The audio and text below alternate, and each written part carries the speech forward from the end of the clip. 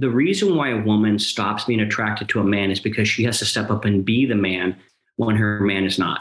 And most men have abdicated that role and said, hey, go ahead. Because when a woman's in her masculinity, like, yeah, she can be aggressive sexually, but if her man is not that masculine, I look at it like a tree.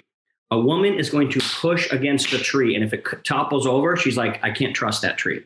But if she can test that tree and he stands, then she goes, oh, he's strong, and she can bask in his shade. And then she can let her femininity fly. And ultimately what every guy wants is like, I want my wife to want me. I want her to, dress up in lingerie when I get home from work and say, hey, I've got something like all these fantasies these guys talk about, right? Well, what happens is a man stops doing what he says he's going to do in the time frame he says he's going to do it. And then she goes, oh, I can't trust him anymore. Not about like, I can't trust that he's going to go sleep with somebody, but when the trust goes down, the lust goes down. Or when the trust goes up, the lust goes up.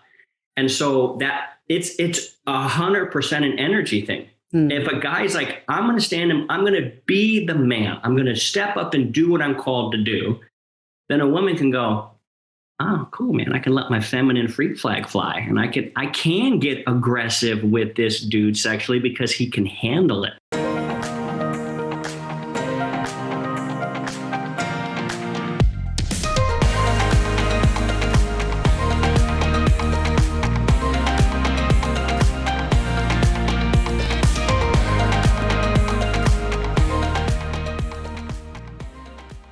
Welcome my guest, Keith Yackey. He is the founder and creator of MarriedGame.com.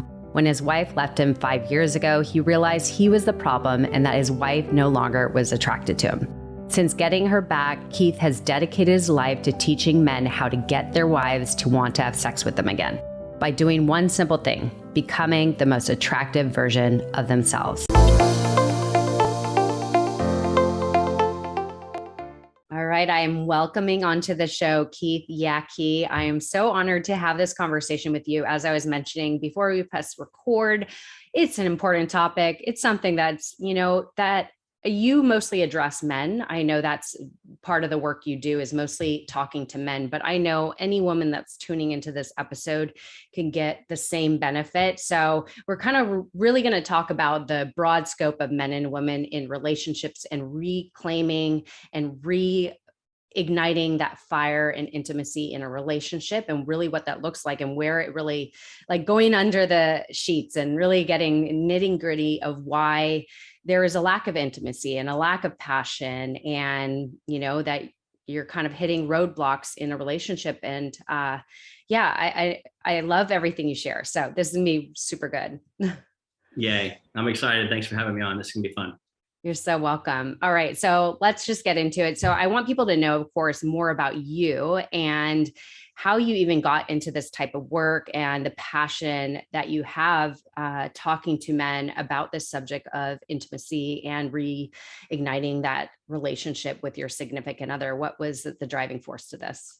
Well, as a lot of businesses start off as the figurehead is usually their best case study. And that's the same in this case. My wife left me, 5.5, almost 6 years ago. And she just basically said, man, you run your business, you come home and talk about your business and you fall asleep on the couch. And that's not what I signed up for. And I've been asking you to change, but you haven't. And I deserve better and your daughter deserves better. So she left. And that was really when the light bulb went on for me. And I was like, oh my God, I'm 95% of the problem. And that's what sent me down this road. I got her back, about 6 months later.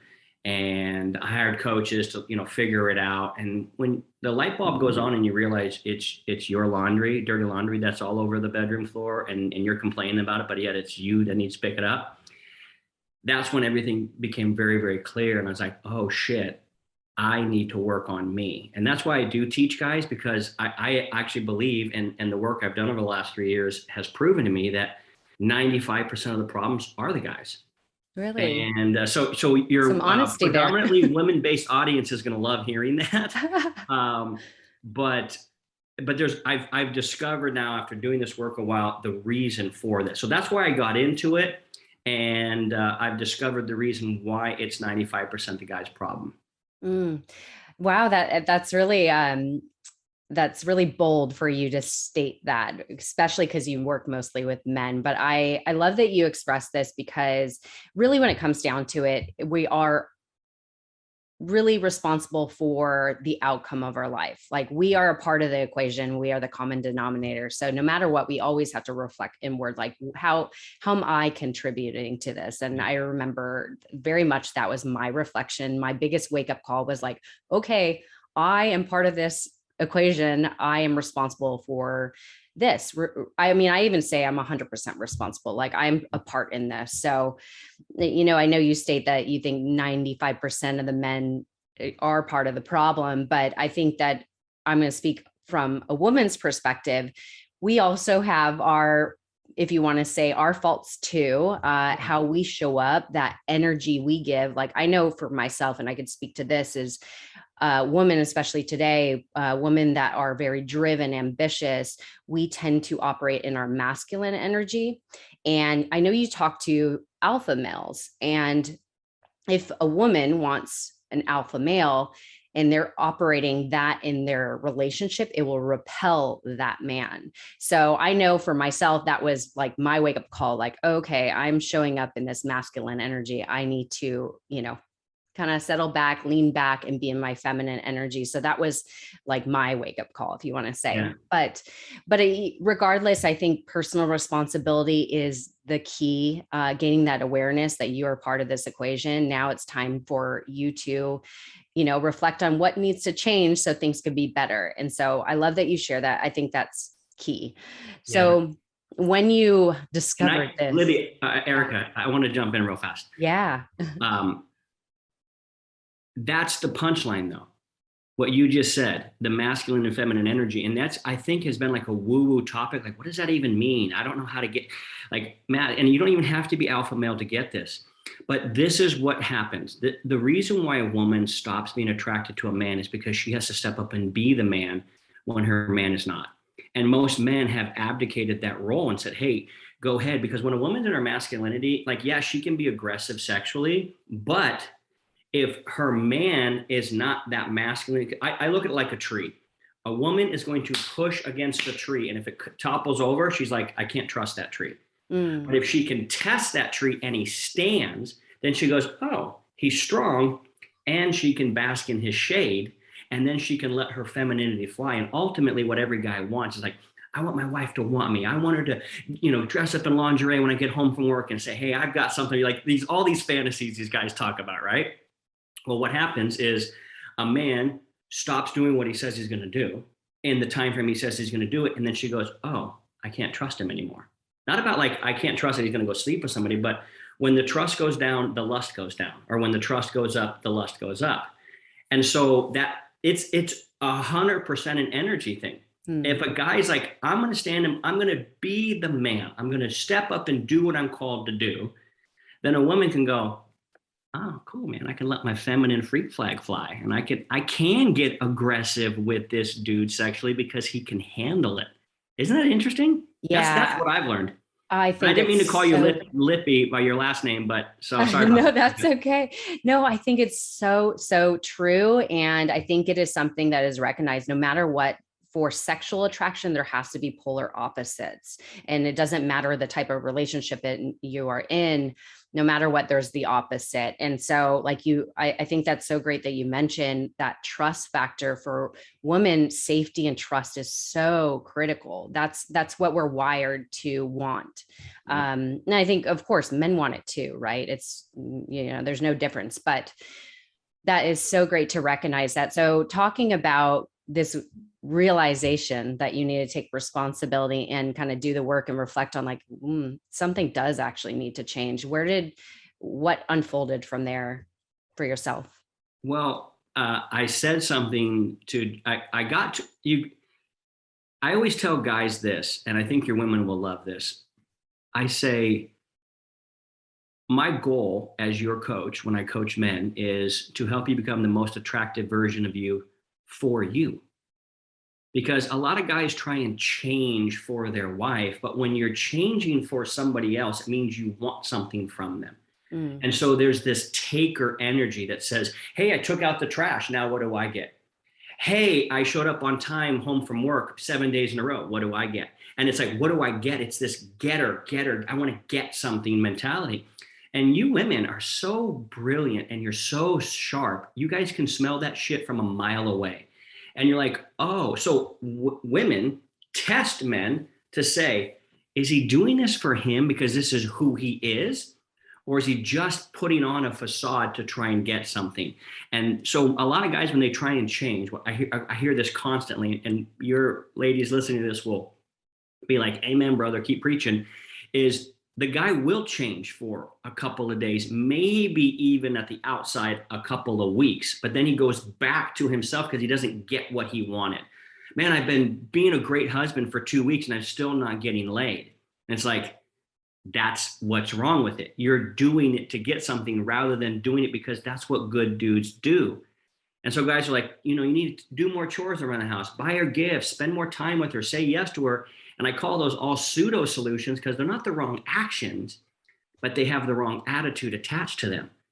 The reason why you'll never know where I've been in my house, because I endeavor that you will never know where I'm at, because I clean up after myself. There's no way for you to know where I'm at. I leave every place better than I found it. Not so that my wife will want to have sex with me, because that's what a good dude does. Mm-hmm. You see the difference? And that's the shift that most guys don't get. They're like, I'm trying. No, become the most attractive guy. That's the push of what I teach, is so that the women's not like, is he just like, a lot of times women like, is this really you? Is this the new you? Or are you just trying out something you read on page 43 of a book this week? You know what I mean? Mm-hmm. And I think women and men can relate to this. It's so attractive seeing somebody be their bad self. If you want to say, like, be driven, be, compassionate, be of service, like you said, being a good person, and they're doing it out of their own intention to want to be their best selves. And so I think being intentional in why you're doing it is pretty much what you're saying, which is, I completely agree, is it's not to get something. It's doing it because you're like, I want to be a better person. Like I want to do this for myself. I think that's so important that, it has to be motivated by you or it won't stick, so. And that's also where a guy comes into his power, because he's like, I'm doing this for me. If you don't like it, that's not, my goal is not for you to like it. My goal is for me to like me and to know that I'm a good dude. And so I always tell people, and guys specifically, like, you should be able to get to the point where, like I always say about my wife, if she, wakes up out of bed, slips on the floor and bonks her head on the nightstand and decides she doesn't want to be with me anymore, I go, wow, her loss. Because I know I have proof that I have stepped up and become a great partner to her. It doesn't mean I'm perfect, but that's what every guy should believe. And that is radically attractive because it's true confidence. It's not faked or feigned. It's like, hey, listen, man, if you believe you can find better, then I'm wishing you all the best luck out there. And that's true power, where somebody can go, that's attractive. And that was what I said to Jessie when she left me. I said, man, it is such a bummer that all your hard work, somebody else is going to cash in on, because I really did truly change. And I didn't think she was coming back. Like she was gone, moved to another state. It was 100% over. Not like, hey, let's try a separation. It was none of that. It was like, boom, I'm out of here. Yeah. Wow. Yeah. You have to like yourself when you're by yourself. That's really what it comes down to, right? Because like you said, I think confidence, some people think we are confident, but if we were to really like remove the mask, maybe it's kind of facade. It's not true confidence. That's awesome. I love that you share that. Okay. So let's go into so you got her back in 6 months. So now now what do you teach? Like, first I want to hear your story of how did you better yourself, knowing that which is really bold of your wife. Obviously, I think she was probably thinking about these thoughts for some time and maybe not expressing everything, maybe subtly expressing things. And I think men probably know this. It's like there's subtle hints that your wife is giving you or your partner. And this goes both ways. There's subtle hints. And sometimes we think it's like, oh, we have a fight or this, it's just, right now. And we forget about it. It's easy to move on from the next thing. But then it builds up, it's like, layer, it just keeps stacking and stacking these negative things. And then eventually we're going to explode. And I'm assuming that's kind of what your wife did. It's like, enough is enough. Like, you're not changing. You're not showing up.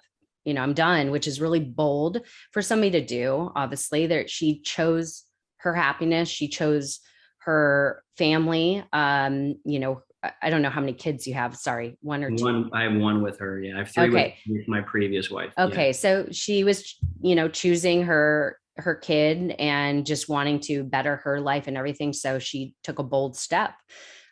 So from there, how did you really process that, and what did you do to change? Well, what I'm about ready to communicate to you right now is extremely polished, and I've had 5.5 years to put this all in together in a framework. This is not how it started, but this is how it stands now. And I'm just going to share it from this framework because it's really easy to say, and then show how I messed up all these things back then and what I had to learn. I think it'll be the easiest way to communicate it. Great. Because if people hear me say this and like, you learned that 6 months within, there's no way. There's no way I could have learned this within 6 months. But now that we've got the framework, we've had guys literally in as little as 6 days have their wives like radically go, dang, dude, what happened to you? And so I call it the 5 dial process. And when you have all these dials like really dialed in, we call it becoming a provocateur, or a provocateur is a man who provokes his woman to want to be with him. And like she did in the beginning. And that's usually one of the first questions I'll ever ask a guy is like, what was it like in the beginning? And if he says, well, it sucked in the beginning, then honestly, I don't know if I can really help him, because the punchline of all of this is she's not attracted to you, bro. Right? She's just not attracted to you. And if she never was attracted to you, then I can't get that back. But if she was, which is usually why somebody would say, I do, or till death do us part, or, hey, I want to be in a long-term relationship with you, it's because she was attracted at one point. And so the 5 dials help you become a provocateur, which is a man whose wife is provoked to want him. Like, hey, get over here, big boy. I got some plans for you, right? So the first dial is the parenting dial.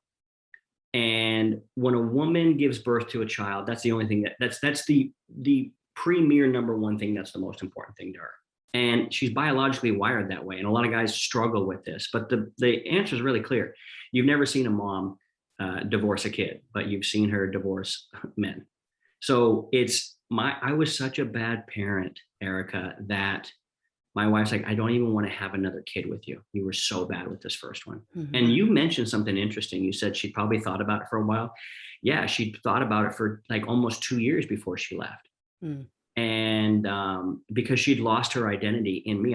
I've always kind of been on the cutting edge of business and building something or whatever. And she kind of just fell into that and lost herself, which, I would encourage every woman here on this show or listening to this or watching this to be like, if you've lost yourself, you need to stand back up and refine yourself, because there's no guys worth losing yourself over, not even close. So I was such a bad parent that that's what I had to realize. I need to be a better parent, which simply being a good parent, everyone's like, I'm not that good of a dad. All you got to do is do this.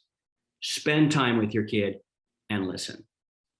It's that simple. Yeah, it sounds so simple, but that's really what they want. They just want to be heard and seen and obviously played with, because they're in, when they're in their younger years, they just play. Yeah. And do things they like. Like there's things I go to my daughter, I go, you want to do this? She goes, no, that doesn't sound like fun. I'm like, dang it sounds like a lot of fun to me. But I go, what do you want to do? She's like, let's do this. And I'm like, all right, let's go. You know what I mean? Like you got to meet them at their level. So when a woman sees a man invested in and caring about and nurturing the children, that's a massive turn on for her. Cause she's like, this is my most prized possession. I spent 9 months cooking this thing in my oven. I shot it out into the world, and now it's my job for the next 18 years to make sure this kid can eventually thrive on its own. That's the investment she's made. And when a guy doesn't recognize that or put any effort in it, a lot of resentment build up for women. So that's the first dial, the parenting dial. And I was so bad at it. I mean, you would have thought after having 3 other kids that I've raised that I would be halfway decent. I was the shittiest parent on planet Earth. Like my wife wouldn't even want to leave. Can I interrupt there asking you about this, because anybody that's listening to this, because I know you have created a lot of success before you moved into what you're doing now. You've amassed a lot of success through your previous career. I don't know if you're still integrating that as well, but regardless, a man that's super busy and invested in his career and building something, it's so easy to get so into building, the empire, if you want to say that, certain areas of your life you'll neglect, and it could be spending quality time with your kids. So what would you say for those men specifically, like a message in regards to that? I would say that they've been lulled to sleep by Siren Song, and that you just take it from somebody who's made a lot of money. You would trade all of it to get your family back. And that's I would have traded everything I owned, everything. And I had a lot. I mean, we were moving into our dream house when she said, hey, that's when she broke up with me and said, I'm out of here and I'm done and we're gone. We're no longer together. She said, I'll help you move into our dream house, but I'm not staying. Wow. So you just have to, the priorities are off. And sometimes it takes losing. A lot of times for us guys, we're kind of thick-skulled. It takes losing the real important thing. So I could tell you guys, and I could tell guys, hey, listen, this is what you need to do. Most guys will be like, no, I got it handled. I felt blindsided, Erica, like genuinely blindsided. I'm like, where is this coming from? Right. And she's like, remember this. I'm like, that's why it's always stacking, right? There's always like, it's a little thing and then a little thing and then a little thing. And eventually it just amassed to a big thing. Yeah. So it's like, okay, so do you want to sit in a big empty house with all the cool cars in the garage with the greatest pool ever in Las Vegas alone? Well, that'll be fun for a day or two when your family's gone. Yeah. So it's a trade-off. Once you actually experience it, I had the hellish experience of experiencing it. That's why I speak so passionately about it. I'm like, you are not going to want that trade. Yeah. So hopefully just saying this would do that. But, we live in a very interesting society that has only gotten worse due to social media. And that is looking a certain way in front of people and feeling like if you accomplish certain things or accumulate certain things, you are a success. Well, I did all that and felt radically unsuccessful as I watched the U-Haul leave with my wife and my daughter heading out the door. Oh, I hear you. Yeah. All right. So we got the parenting dial, which is, and what's next? Next dial is the partnering dial. And that is just being someone's best friend. And if you have a friend that only talks about themselves all the time and they never ask you about you, they're not really that great of a friend. They just love having you as an audience. And so I wasn't that great of a friend to Jessie. Not only did she not want to leave the baby with me alone, but she was like, dude, we don't really do very many fun things anymore. And I feel like you only listen to get something rather than listen because you really are interested and care. And so being a good partner, I always use this example. And I want to go back to the parenting thing for one quick moment just to show the nuance. So I usually work till about 5. And if we're going to go on a family date night, let's say, hey, let's head out at 5:15. I used to be the guy that showed up at 5:14 and 45 seconds, at the garage door saying, all right, I'm ready. And that would make Jessie have to get the car ready, get Jovi buckled up, get Jovi ready, get all that. So I just came in like, hey, let's party. You know what I mean? And yet Jessie would be like, man, it would be great if after you're done work at 5, if you could actually like be a great dad. And like, what if you got Jovi ready? What if you put Jovi in the car? What if you got the car ready and I got to come down at 5:14 and 45 seconds? So you see that it's small and subtle, but like you said, it's just the little things. Yeah. And that was the change. Did you want to say something to that? I felt like you were No, I just agree. Okay, cool. Yeah. So that also flies into the part. It kind of blends into the partnering thing. It's like, hey, are we doing this together or not? So my wife really loves singing karaoke, and she has it like, my wife's voice is so beautiful, but she doesn't really like to sing that much in front of people unless she has had a couple of shots. But genuinely, like when I hear her sing, it like just melts me. And like I'll cry. Like I love it so much. So we have a lot of parties at our house, and they had this really janky karaoke machine that was like, it always break. And when everybody's kind of had a few drinks, they're like, I'm the guy trying to fix this stuff. And I'm like, hey man, we are in no condition to like perform surgery on this machine. So I said, let's get rid of this thing. I went to Guitar Center. I bought us good speakers, mic stands, mic mixing board. I'm like, we're going to do karaoke. We are going to rock this house. Mm-hmm. And it was one of those things that's like, I don't really ever think about singing karaoke, but she loves it. So I'm like, all right, I'm going to invest in her and in what she loves. And most guys are like, hey, you come do what I want to do, as opposed to saying, like, what do you want to do? We went to an Alanis Morissette concert. Like, I can handle one song, but a whole concert, like that's me saying, hey, I love you. And I'm gonna do we don't always have to go do what I want to do. Let's go do what you want to do. That's what a good friend would do. And so I call this like almost like the best friend dial. Like, do you listen? Because a lot of guys just listen so that they're like, I gotta listen. I don't feel like I have to listen to Jessie at all. I can't wait to hear what's going on. I love listening to her. She's my best friend. And that creates that familiarity where I believe every wife wants to like think of their husband as like, hey, he's my best friend. Like I can share anything with him and not be judged. We can go and do fun things together. And it's not like, oh, I'm having to do my wifely or husbandly duty, but it's like, no, that's my best friend. Yeah. Like if I want a trip to Ireland, choose it any day. Yeah. Yeah. Yeah. So that's another dial that's got to be ratcheted up, or she's not going to feel the love, as it were. And also not only that, but a lot of women feel like walking vaginas. What's that supposed to mean? It means like my wife's like, I feel like all you want me for is sex. Oh, okay. You know what I mean? And it's like, there's so much, but if you're not spending time with somebody and saying, tell me about your interest, I want to know about you. But guys did this when they were first like dating and trying to get laid. They were like, tell me about your mom, tell me about your, but a lot of it might've been just a little bit of game. So they would get her to think that they're into that stuff. But the truth of the matter is if you really are into that stuff, she wants to open up and be like, this is my best friend. And man, he's kind of hunky. And yeah, I do want to get down with him.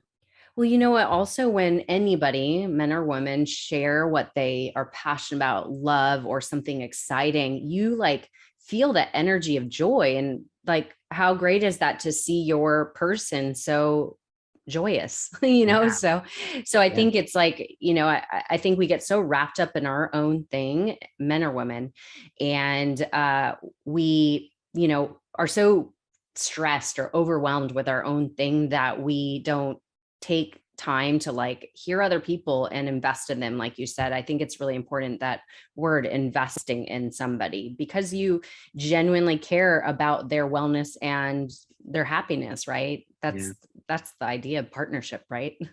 That's exactly. And I love that you said that, because that's one of the things I teach heavily. And guys, I go, I don't sacrifice anything for my wife. It's all an investment. Because an investment is something that pays dividends back. It pays you back. There's a return on it. I'm investing in my wife because she's my best friend, but I also am smart enough to know that in investing in her as a whole human, not just a whole in a human, then the return is powerful. Yeah. And you know what to say to that also, I think this is important, that if we look at it, as you mentioned early on, if we look at it as a transaction, if something isn't, if you don't gain something from it, then you'll have resentment if you look at everything as a transaction. So I think that's the switch, is transaction to investment. And maybe notice how you're looking at things when you're interacting with your partner. Like, am I wanting something out of this? I think that's the worst thing. And this goes for friendship in general. If you're wanting if you're doing good to get something in return, then you have no good intention behind it, right? You're leading with like fear opposed to love, right? So, yeah. And that comes across as really desperate and needy.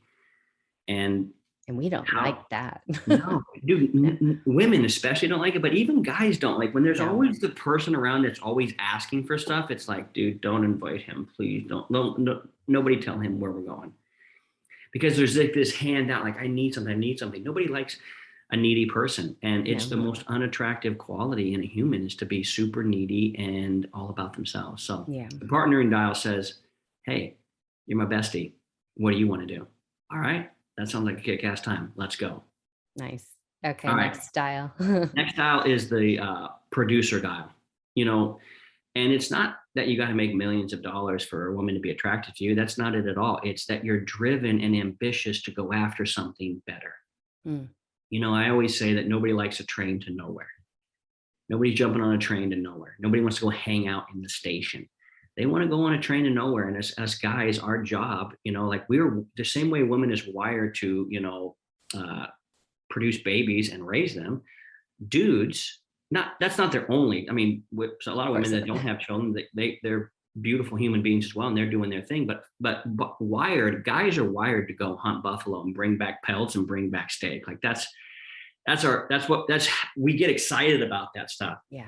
But a dude that's going nowhere, a woman's just like, you have no ambition. You have no bone to better yourself in this life. That's very unattractive as well. And so that going somewhere, having a plan, being on a mission, highly, highly attractive. And most guys are actually pretty good at this one. A lot of guys that come into my world, and they're not all alphas. Some of them are kind of nerdy and whatever, but most guys, this is the dial that they actually excel in. Well, a guy could, I'm sure you experience this with your clients. Like there's a guy that's producing really well in their career, but maybe in their personal development or their fitness, they're really not producing. So there's that big difference is like, I think, like you said, there's nothing more attractive than somebody that is driven and going after a goal and accomplishing it. Like that's attractive quality regardless, but there's a difference between somebody that's like producing really well in their career, but then they're just sitting on the couch and just eating Cheetos or whatever it may be. Like that's super unattractive. I think unless, I don't know if you're doing that too, I guess it's like, you don't really recognize the difference, but what would you say to that? Cause I know part of your story, and I know, you have so much goodness to share, and we'll get into all of it, but part of your story is you committed to 75 hard. I haven't personally done it. I know it. And actually I have definitely an interest in doing it because I love doing hard things. And actually I was thinking about you in the shower this morning. It's funny because it sounds funny, but when the female interview says, I thought about you in the shower from my line of work. So thank you, Erica. Yeah, so odd, right? But the reason why is because I used to do cold showers because I don't have somewhere to do the plunge necessarily. So I went for a workout and then I just jumped into a cold shower. I'm like, I'm going to start doing cold showers again. And I was literally like telling myself, I'm like, I do hard things. I just, just jump right in. I could do this. No problem. Like, and I was remembering an interview that I heard you talk about that you do hard things. And so that's what I mean by thinking about you, because I was about to jump on with you. Amen. But I mean, it's, what would I say to the guy is that rich and fat is not sexy. It's just not, hey, I mean, everyone's like, women don't really care about looks. No, yeah, you do. Yeah, you do. I always say that you want to get to the goal where your looks aren't a problem. You don't have to be ripped and jacked and all that, but it's just like, I don't consider my wife thinks I'm handsome, and I've been with a lot of women that have told me I'm handsome, but I don't look at myself and go, wow, there's a handsome man. I don't think that. That's not how I think in my brain. I go, I'm handsome enough for it to not be a problem. That's how I always thought. I go, my looks aren't an issue. I'm not so ugly that you're like, God, you're with the ugly guy. Oh my God, I know he's funny, but God, he's ugly. You know what I mean? So that's the real issue. I think there is like, hey man, be driven. It's not just about money, but it's about other things. But that's our next two dials. So I want to kind of save it for that if we're okay. Yes, please. All right. Next dial is the player dial. And this is my favorite dial. And if you've listened to any interview, you hear me quote this a lot. I said, the greatest American poet living is Cyndi Lauper, because she gave us girls just want to have fun. And it's true. I've been around a lot of women, and I know that having a good time is the siren's call for women. Like, first of all, who doesn't want to have a good time? But it's a feminine flow thing. Like, let's just have fun. Like it is great. And so many guys, the player dial is that dial that says, hey, you want to be in shape. The real crux and the goal of everything is become the dude that every woman wants to sleep with. Like that if I was to, I know that's your like mission. Like, you're speaking to the, go ahead. No, it's like you're speaking to guys. So you have a mission statement, to get women want to sleep with you again. What is it? I teach guys how to get their wives to want to have sex with them again. Yeah. Yeah. It is what it is. And the bottom line is, the gazelle on the Serengeti could cry out to God, it's not fair that the lion's faster and has bigger, sharper claws. But it doesn't matter. It's the reality. It is the way it is. So you can complain that girls just want to have fun, or you can go, that's just the way it is. Like, okay, girls want to have fun. Girls want to laugh. Bottom line is, guys want to too, but our society kind of says, stiff upper lip, don't cry, don't do those things. That's kind of fading away with our generation. But girls, they've always been able to say, no, I want to have fun. Like, I want to, and that a guy, our job is to be as physically appealing to our woman as possible. Why wouldn't you want to be? So, player smells good. He wears clothes that fit. He plans dates. Like, I ask a lot of guys, hey, do you go on date nights? Like, yeah, I go on date night every once in a while. I'm like, well, like, when was the last time? Like, oh, about a month and a half ago. I'm like, what'd you do? And if you've heard any of my stuff, I share a lot of these similar stories. But I go, what'd you do? And like, oh, we swung by Home Depot and got some parts, and then, ran through the Chick-fil-A drive-thru on the way home. And I'm like, dude, you sound like a construction crew. Like, that is not fun. You know what I mean?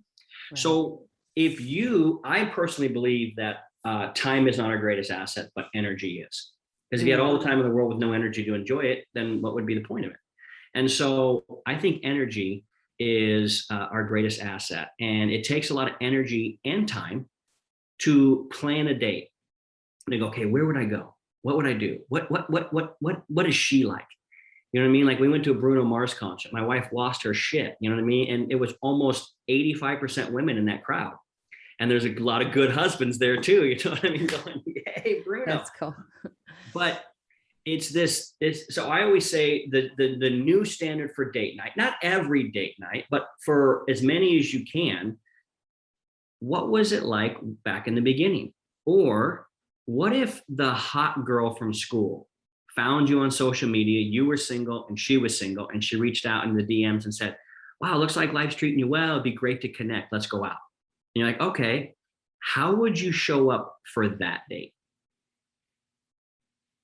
Yeah. Well, that's now the new, you wouldn't be showing up with your dad's sport coat that's 3 times too big for you, 3 sizes too big. You wouldn't be like, hey, you want to go get some, Mexican food down at Chipotle? No, you would be putting an itinerary together. You would be like, you would care, and you would want to make it awesome. Why has that changed? That's how you showed up for your wife in the very beginning. You were trying to get laid. What happens though is a lot of guys, I believe it's entitlement. If I was to say what I think the crux of the problem is because a guy protects and a guy provides and a guy produces, that's typically what guys are good at. Mm-hmm. They feel entitled that they should get intimacy. Mm. And yet that entitlement causes them to become apathetic.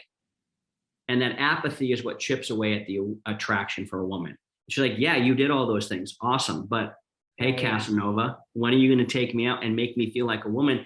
And that's the real punchline is if a wife who is a mom is busy with sippy cups and Cheerios and all this other shit, and she's not taken out of that environment where it's her nest to make sure all the little chickens, you know, little chicklets are fed. If she's not taken out of that environment, go dancing, go have fun and connect, she's not going to feel very connected to you. And that's really where intimacy starts, is it starts with the connection. And the only way to connect is by you two being alone together, doing things that you both enjoy. So date night's not just, it's been, so many people understand date night. Hey, we're going to date.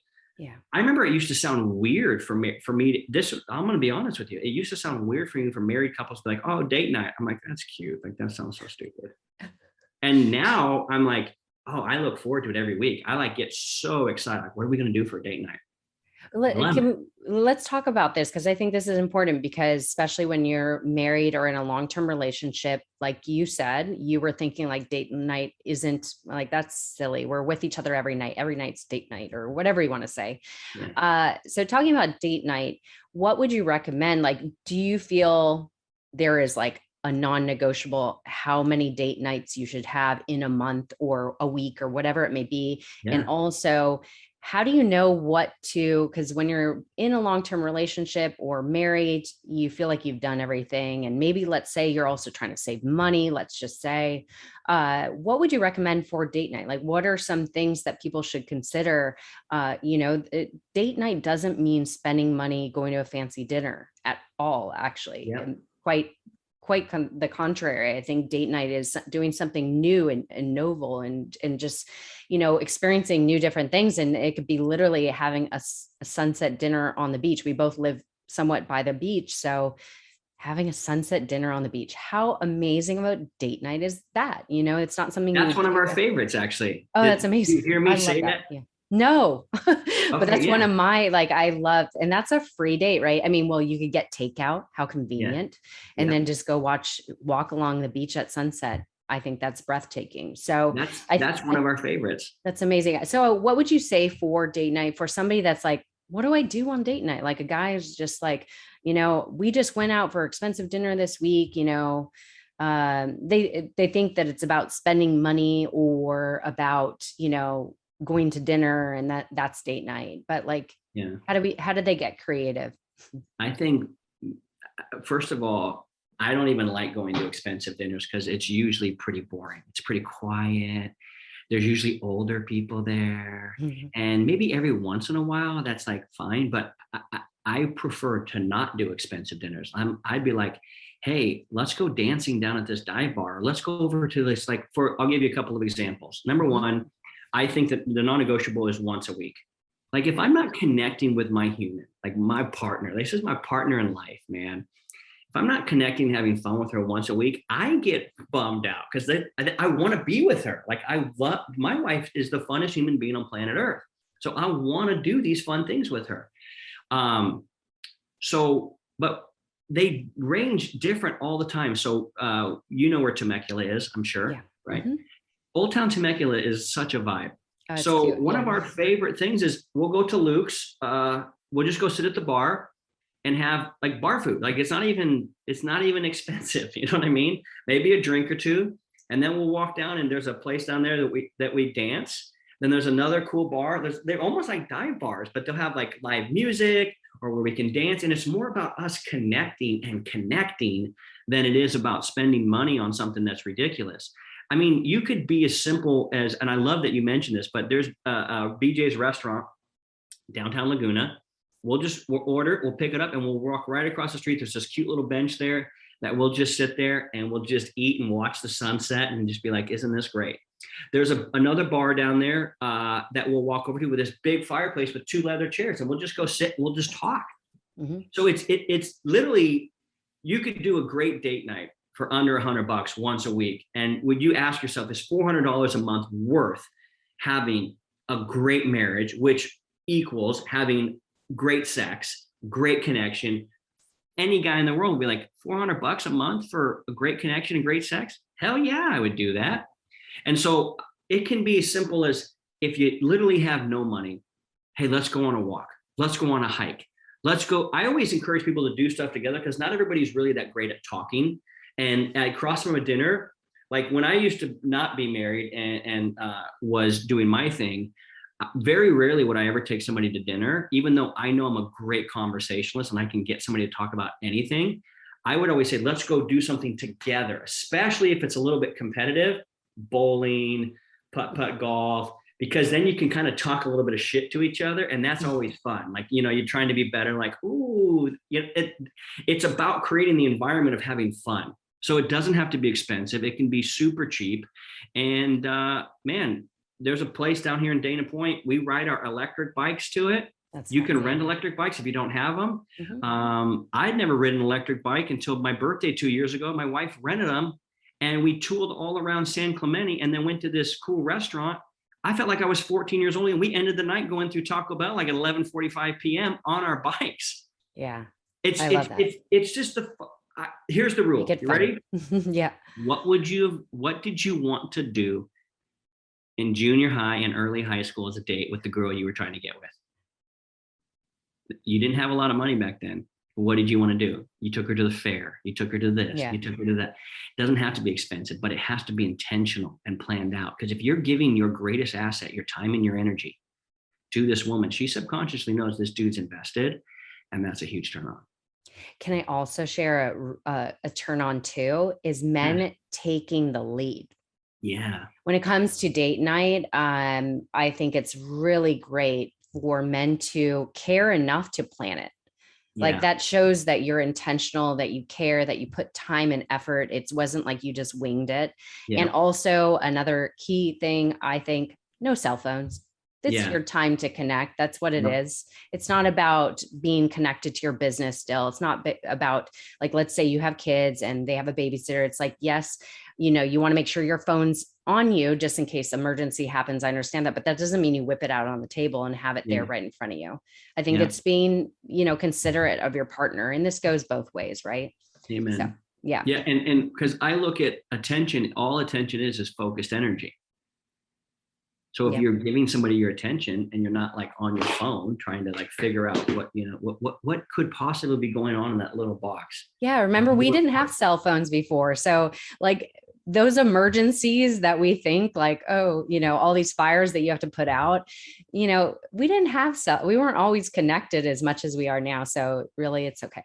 I just got off like an 8 or 10 day no social media. I don't even want to go back on. I'm literally hiring somebody this week to handle all of it. I don't like it. I'm like, I missed nothing. I missed nothing and gained so much by not being on. It's radically uninteresting to me at this point. I hear you. Yes, I know. Yeah. They're like, somebody's buying Twitter, somebody's buying this. I'm like, still doesn't affect me any way, shape, or form. Right. So I don't give a shit. Right. Attention. That's what women want. So guys like TNA, tits and ass, right? Or that's what they say. But women like TNA too, and it's time and attention. That's funny. We both want TNA. That's funny. All right. So the next dial, so play was, that was the third dial, right? That was 4. So we had parenting, partnering, producing, playing. Mm-hmm. And this last one is the hardest for all guys to get, but it's actually the most important. It's called the power dial. The power dial. Standing in your power and not needing validation from anybody for who you are. And so there's a series of questions we ask at the end of each day, and that guys need to ask themselves to whether they're standing in their power or not. And it's really simple. Did I edit or audit my shine in fear of upsetting my partner? Meaning, did I change who I was so as not to upset them? Because a lot of guys, and if anybody's listeners, by the way, a lot of wives, when they hear these types of things, that's why I will do like predominantly women podcasts, because wives will share the link or go, hey, go check this dude out. I think you might learn something. Yeah. I will be doing that. Don't worry. Yeah. Right. So, if you change who you are for somebody, it's weak and it's highly unattractive. I give the example, I believe in a creator. I don't believe in church and religion and all that, but I believe deeply, deeply, deeply in a creator. And my wife is like agnostic. She's like, I don't know, maybe there's something out there, maybe there isn't. I don't change my opinion for her. I don't care what she believes. She can do whatever makes her happy, man. If she believed that there was a purple Oompa Loompa up there running everything and that made her happy, fucking high five. Yeah. But a lot of guys, they change they edit or audit their shine because they don't want to upset the apple cart. Because a lot of guys aren't getting laid. So they figure if they push back in any way, shape, or form, then this pity sex that they're getting thrown every once in a while, they're not even going to get that. And like, oh my God, what am I going to do then? And do you see how desperate and pathetic and powerless that sounds? This is why a lot of women do like the bad boys, because they are like, hey, I'm comfortable with who I am and I'm going to be who I am. And if you don't like it, then go fuck yourself. You know what I mean? True. Yeah. So if you edit or audit your shine, or if you do this personal development for them and get mad if they don't recognize it, that's a huge turnoff. Like, hey, did you see that I worked out today? Well, isn't that what studs do? Like we want to be pat on the back for all this stuff. Are you afraid to initiate for fear of rejection? And if you get rejected, are you a pouty little bitch? These are things that cause you to lose your power. And women love power, not in the sense of like, you've got to be the most powerful man on earth, but you know who you are and you're comfortable with who you are. And very few men love themselves, like really go, I am what I am. I wear short shorts a lot. I'm wearing them now. It looks like I'm probably wearing underwear. You know yeah. Right. I wear them all the time. My wife's not like the biggest fan of them. I mean, she's like, you got great legs, but like, she's not the biggest fan of me wearing short shorts everywhere. And some of my friends make fun of me because I'm so pale. And they're like, dude, you need a tan. I'm like, no, mess up these alabaster beauties. No way, man. I like who I am. That's really, really attractive. And most guys are seeking validation, and they're so desperate for their wife to be like, you're okay, I love you. And so they aren't truly stepping into their real power. And this is where all the neediness comes from. Because our program used to have 4 dials. It didn't have the power dial. But we would see guys get all their points and still not feel like they were getting what they needed. And you would talk to them and you're like we would joke around. And, I noticed I started cussing more towards the end here. And I don't ask you, is this? No, you're fine. Don't worry. Okay. Don't worry. I'm kind of a cusser. It just is what it is. It's okay. And so like, if some guy's like carrying on and you can tell he doesn't have his power, we jokingly would go like, bro, you really sprayed a lot of that on today. And they're like, what are you talking about? I'm like, oh, that pussy repellent, man. Like you really sprayed it on heavy today. Because when you're a needy, powerless man, no woman's like, wow, I can't wait to jump your bones. So owning your power for you, not for anybody else. It's all about the only way to up your power dial is to do what you say when you say you're going to do it. It's the only, there's not another way. So if you say you're going to get up at 5 and work out and you don't do it, you're losing your power. And power, like attraction, I always look at it like air in a balloon. It doesn't just pop and go away overnight. I can, like if you cheat on somebody, obviously they can be radically repelled.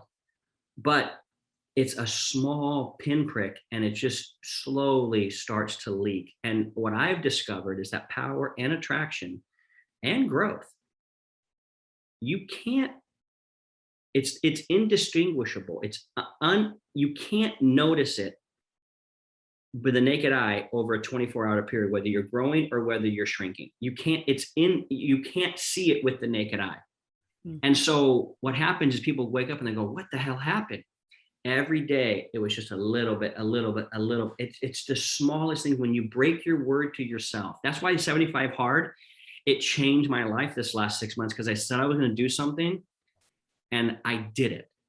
And in doing it, every single day, the results spoke for themselves. But I was never focused on the results. I was focused on what is the process? I'm going to do that. It's the same thing when I say the trust goes up, the lust goes up. When I tell my wife, literally, because she's heard me give this speech in front of people and they're like, is it true? Like, do you really, like, you guys, like, is everything he's saying true? Because it kind of sounds a little bit like, really, dude? She goes, everything that comes out of that mouth, man, is true. It's so attractive for any human. Like, that's why, like, one of the 4 agreements is, keep your word. It's critical. That shows you have integrity. And also it's not for other people. Keeping your word is for yourself. Like, that's saying, like, that's how you build confidence, is keeping your word over and over and again, consistently. Exactly. And I always think about that. Like, of course I think about it's respect for other people, but it's respecting myself. keeping my word. If I'm committed to doing workouts, or if I'm committed to showing up for podcast recording, being on time, like you're keeping your word, yes, out of respect for other people, but respecting yourself, honestly. And most guys don't know how. Most guys can't say, I love myself, I believe in myself, and I trust myself. And the only way they'll ever be able to say those things is I've only been able to say that this last 6 months. Wait, so the 6 months, did you do it recently, or was this the getting your wife back, like the 6 months before? The 6 months was the 75 hard. Yeah. Was it recently that you did the 75 hard? Yeah, October 4th. Wow. Okay. So this is really recent that you learn certain aspects from the 75 hard, of that consistency. And that, that's amazing. It's where the power dial was birthed. One of our coaches who went through the program a year ago, who's got 4 kids under 8, went through the program, got amazing results, has really great, keen insight in what we're doing. That's why I brought him on as a coach. And he was the one that really made mention, like, hey, we're missing a dial. And when I went through 75 hard, that's when I realized, yeah, we're missing, we were missing the power dial. Amazing. And the only way to get power is when I realized, because now I feel like I'm the most powerful I've ever been. I'm the most confident I've ever been. I've never been able to look in the mirror and go, I love you. That's never. Amazing. And that's really, I mean, that's where we all need to get to. Women, men, anything walking earth. But yes, I mean, I think that is so true, that when you stay committed, when you accomplish these tasks, like, it's one thing to accomplish business, like you said, success, but when you accomplish like that hard thing, like I was saying, doing cold showers, like, that's an accomplishment. Doing it, it's hard. Like, people that do cold plunges, it's like, you do that to train your brain. That's to show you could do hard things. Like, you are capable, like that just builds your confidence and self-love, and showing up for yourself every day, saying, I'm going to work out. I said, I'm committed to this. I'm doing 75 hard. Like, that's amazing. I think that's great. And I think it is, you talk about attraction earlier on. Some people think about traction as this external thing, but it's really much that internal energy that you are just like, you could feel when somebody radiates. You could feel when somebody is like really embodying confidence. It's not a facade. Yeah. So, and that confidence comes from being, accountable with your word, holding your integrity, showing up for yourself, showing up for others. So I think that power dial is critical for that attraction factor. It's everything. That's why I say it's the most important. And amazing. I didn't see that until I did 75 hard. Then I did phase 1, and then I completed phase 2. So I'm just waiting for phase 3, which is I got to do at the end of the 12 months. And, but I'm a different human being. Amazing. And what's the phases of the 75 hard to 75? So 75 hard is the first 75 days. Mm-hmm. And then the next 30 days is you add 5-minute cold shower, 10-minute visualization, and other things. So, and then you do that, and then you have to take 30 days off. And then you do another 30 days, which is phase 2, which is exactly the same as 75 hard. Wow. But I've been teaching my daughter since she was 3, so she's going to be 8 here in a few months. Yackeys do hard. We have mantras. Yackeys do hard things. Yackeys are winners. Yackeys never quit. Yackeys keep their word. Yackeys are great at making up games, because she came to me and she's like, I'm bored. I'm like, well, only bored people are bored. So we got to figure out and let's make up a game. So then we started making up games. Like, well, this is a mantra. Yackeys are great at making up games. Nice. So when she saw me, my pool was 53 degrees. In this winter when I was doing this, and she would see me go in for 5 minutes every time, and I go, do you know why I'm doing this? And she goes, yeah, because Yackeys do hard things. I go, exactly right. So it got to a point where when I was doing phase 2, you have to do a 45-minute workout outdoors. My daughter was like, Dad, you can do 5 minutes in a cold pool. Like, it's not even hard for you anymore. And if Yackeys do hard things, this is now easy. So why don't you make it harder? So I upped it to 10 minutes, and then I had to tread water in the deep end without touching the bottom. Oh my gosh. And I worked up to the point where my entire outdoor workout was 45 minutes in a 55-degree pool, treading water without touching the bottom. That's remarkable. That's so great. But that's you're influencing. Yeah. Yeah. And she watched that. And even now, and we came up with a phrase, I'm a California redwood. I'm immovable, unshakable, and you cannot dominate me. And Amazing. so literally I ride her on my electric bike. We like to go out for Golden Spoon once a week, and we do a little daddy-daughter date. And one night we were coming home, and we were about ready to leave our house. And I said, hey, do you want to put a sweater on? It's a little chilly out here. She goes, no, I'm good. I go, no, it's okay. She goes, I'm a California redwood. And I go, I know, but it's okay. We're planning. You're allowed to put a sweat. She goes, Dad. She said, I'm a California, because she's in training right now. She's not a full California redwood. She goes, I'm a California redwood in training. I just tell my brain it's really hot out here and I'm fine. 7 years old. Yeah. And I asked her, I said, why do you want to be a California redwood? She goes, because you are, Dad. Oh, I love it. I just posted, or the episode this week, one of the messages to the parents was, kids don't listen to you. They watch you. They learn from you. What you do, that's what they're learning from. So you're teaching her through your actions, being accountable, showing up, doing it, and not quitting. Like, she's learning from you in your actions. And I think any parent needs to hear that. Like, it's not what you say, it's what you do. Like, when you say, like, we do hard things or we're accountable with our word, but you're not showing that in your actions, forget it. They will go one ear out the other. Right. Yeah. So yeah. It's so funny you say that, because I have a little trampoline, a little rebounder that I will use, and normally I have it outside, but my wife pulled it inside one day and was using it, and she didn't put it back. And my daughter's like, Dada, you didn't carry your own weight. We have a law where you carry your own weight. Like, if you don't put your bowl in the sink, somebody else has to carry it for you. No, you carry your own weight. Put your shopping cart away, all that kind of stuff, right? And she goes, Dada, you did not carry your own weight. And I go, you're going to have to find out who used that. And it wasn't me. And Mom was like, cute. She's like, that was me. That's so cute. I love it. I love the little lessons you're teaching your children. And again, it's by your own action. So, oh my gosh, everything you shared is so, so valuable. I love it. So all these things you teach through something you called Married Game. It's marriedgame.com. Am I correct? Yeah. And is this a do-it-yourself program? Is it a mastermind? What is this that by going to marriedgame.com, what is the offer that people could learn more about this and really implement it into their lives to save their relationship or marriage? Yeah. Thanks for bringing that up. I appreciate it, Erica, because honestly, like, I would love for people to listen to, like, what he's saying is right. This conversation they're having is spot on, and that's what I need. So marriedgame.com, they'll watch a video of me kind of explaining this, and then they'll have an opportunity to jump on the phone with me or one of my strategists to be able to walk through what's their specific situation. And the offer is real simple. You can coach, you can have me coach you for 90 days. We'll show you how to dial all these things in, and we guarantee everything. I always say, if you do the work and it doesn't work, I don't want your money. I've been in this business for 3 years, solid, and have had 0 refund requests. And so I'm guaranteed, when I tell somebody if I invite you into my program, I'm 100% confident you're going to get the result you want, or else I wouldn't invite you in.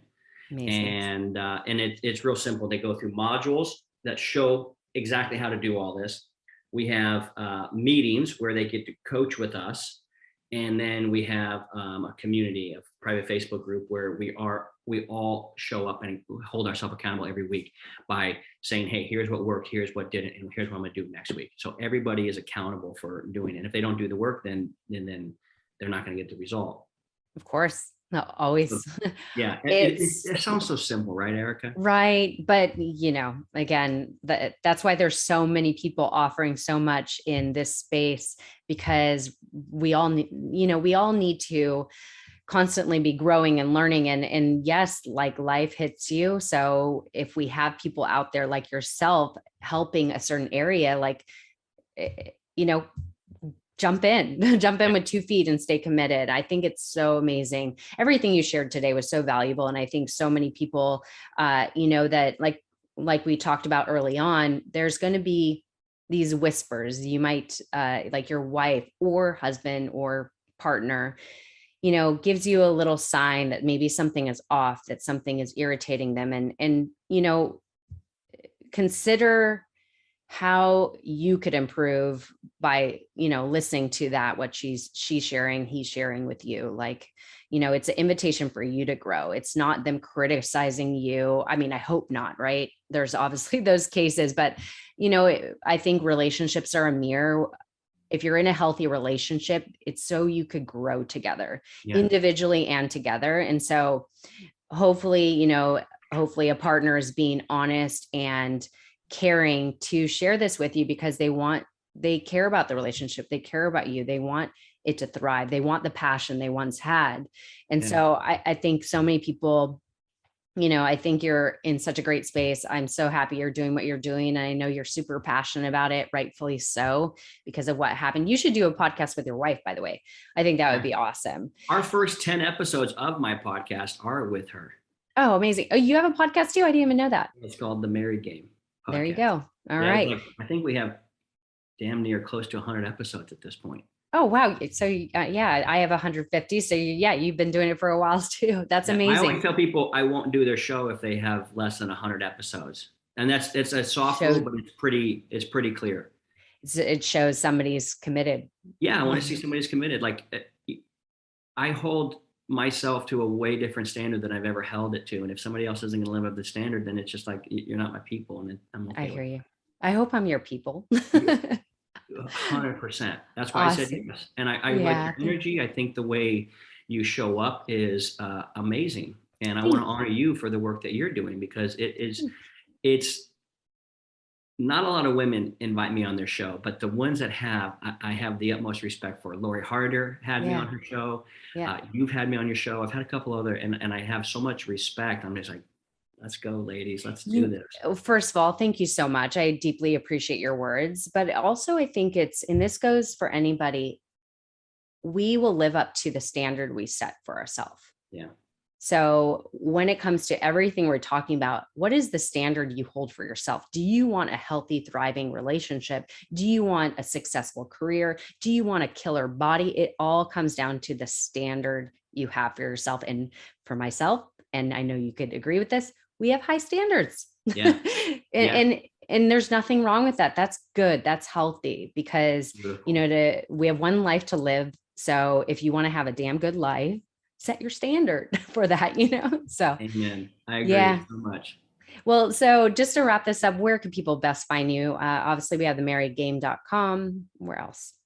I'm on social media on Instagram at Keith Yackey. I have a lot of free videos there of just me walking around the trails over here on the beach.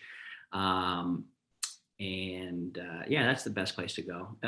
I would really encourage anybody, if they really want to know more about this, just to go to marriedgame.com. Perfect.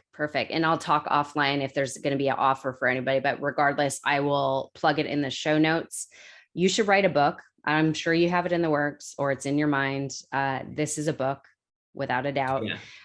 This is remarkable. Oh my gosh, Keith, I'm like, this is just remarkable. And I'm just so happy. I call it the gospel of Married Game, because I feel like it's good news. Yeah, absolutely. It's so true. And thank goodness all this stuff is out there, all these resources that people are now putting out in the world. Like, thank goodness, it's all for our growth and our evolution. So, and for just the world to be a better place. Obviously, like, our intimate relationships really impact us tremendously. And if you don't have, good, stable foundation in your home life, it's going to trickle into every aspect of your life. So it is so important. So just to completely wrap this up, I always ask my guests a very important question. Okay. If you were to share a piece of wisdom that you've learned in your life, that you feel a life lesson anybody needs to hear right now, even if you might have spoke it before, what would that piece of wisdom be? Oh, it's simple.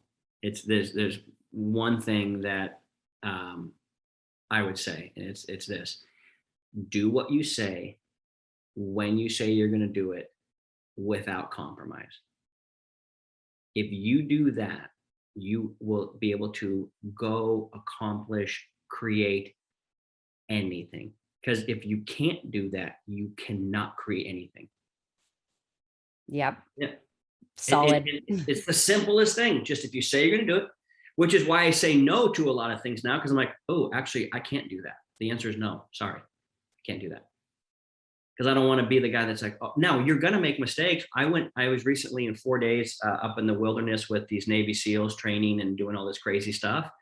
And I had a really big podcast scheduled for that Friday. And for some reason, it didn't show up on my calendar. And I had no cell phone service. And I ghosted the person. And as soon as I got within cell phone range, it popped up. And I'm like, I am so sorry. That was a genuine mistake. I would love to still do the show. If you're pissed, I get it. I didn't show up. Mistakes do happen. But that's what it means to be human, not weakness and sloughing things off and being procrastination. You don't get to say that's a mistake or human. No, that's you being lazy. But like genuine mistakes do happen. But if you do your work, but here's the thing is when you have a reputation that you do your word no matter what, people have more grace. They go, hey, he makes mistakes, but that's okay. And they're like, we still want you on the show. We fucking love what you're doing. We think it's amazing. And thank you for apologizing. We're not pissed. We would have been pissed if you would have never even said anything to us. Right. Yeah, I've had people that I booked with and fell through for whatever reason, like they weren't able to make that date. And then they said they were going to reschedule it. And either on their end, it never happened or just like fell through the cracks. But I think it is key. Like if you say you're going to do something, do it just out of, again, it comes down to like self-respect too, being accountable with your word. It just shows that you respect yourself and you respect others. Amen. Period. End of story. Amen. So, Amen. Wow. Okay. So this has been freaking phenomenal, Keith. I so appreciate your time. Thank you for all the goodness you're sharing. Everything will be in the show notes. And yeah, thank you so much for everything. It's been an honor. Thank you for having me.